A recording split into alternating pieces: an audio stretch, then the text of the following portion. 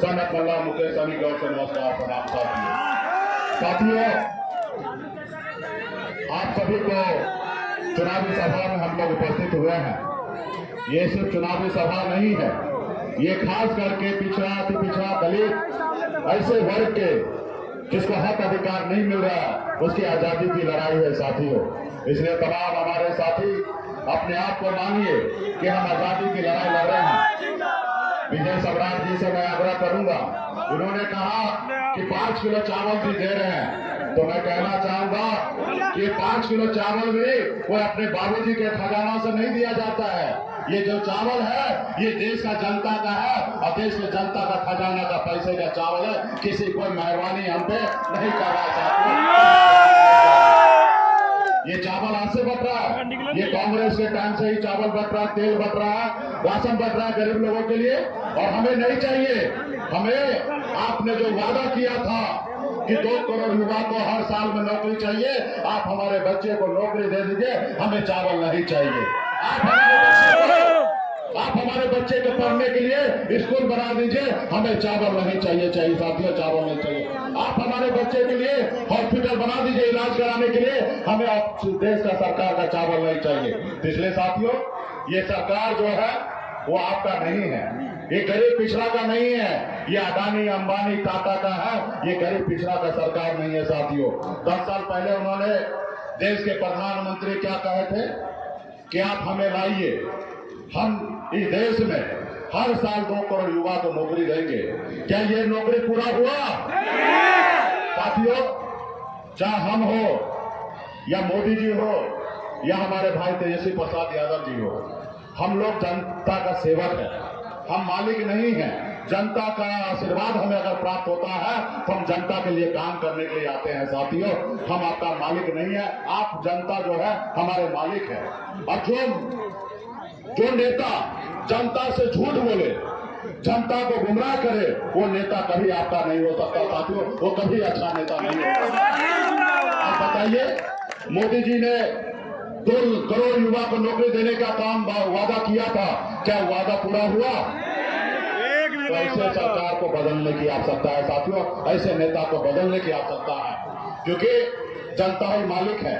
आप देखिएगा, अगर सरकारी नौकरी में बहाली होता है तो 60 साल तक, जब तक उसका उम्र होता है तब तक वो सरकारी नौकरी पे डटे रहेंगे। लेकिन नेता को सिर्फ 5 साल का मौका मिलता है, और 5 साल में अगर अच्छा काम करेंगे तो जनता न्याय करेंगे और दोबारा उनको चुनने का काम करेंगे। अगर जनता के बीच में अच्छा काम नेता नहीं करेंगे तो ये जनता के पास अधिकार है उसको बदलने का। आपने 2014 में उनको लाया, लेकिन उन्होंने इतना झूठ बोला। आपने 2019 में आपने बदला नहीं, कहीं न कहीं आपका गलती है साथियों, आपका गलती है। आपने कहा एक बार और देख लेते हैं, और ये दूसरी बार है। अगर दूसरी बार नहीं बदलिएगा तो कहीं न कहीं आज आने वाला समय में हमारा संविधान खतरे में हो जाएगा साथियों, संविधान खतरे में हो जाएगा। आपको जो उन्होंने वादा किया, अपने दिल पे हाथ दीजिए कि अगर वह वादा पूरा किए तो निश्चित तौर पर उनको वोट मिलना चाहिए। अगर आपने वादा का खिलाफी किया, वादा पूरा नहीं किया, तो उनको बदलने की आवश्यकता साथियों, बदलने की आवश्यकता है। आज मोदी जी देखिए 75 साल की उम्र हो गया, इस उम्र में लोग खटिया पर बैठकर हरे रामा हरे कृष्णा कहता है। लेकिन मोदी जी क्या कहते हैं कि देश की जनता हमको तीसरी बार मौका दीजिए, हम फिर से प्रधानमंत्री बनना चाहते हैं। अब बताइए, 75 साल की उम्र में तीसरी बार मौका चाहिए। लेकिन उन्होंने हमारे देश के युवा के साथ कैसा खिलवाड़ किया? हमारे देश का युवा जो देश के सरहद पर जाके सीने पे गोली खाने के लिए तैयार रहता है, उन्होंने एक योजना लाया, अग्निवीर योजना।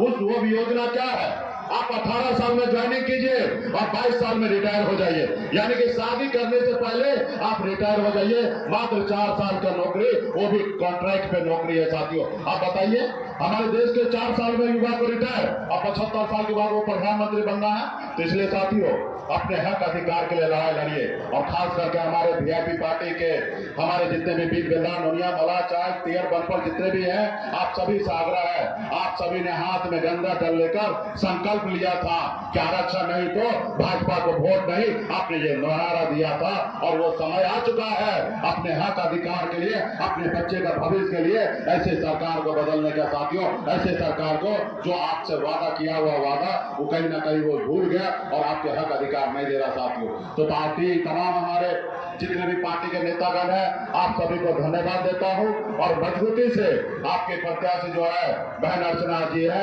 उनको आप लोग 1 नंबर बटन को दबाकर आप उनको भारी मतों से विजय बनाइए।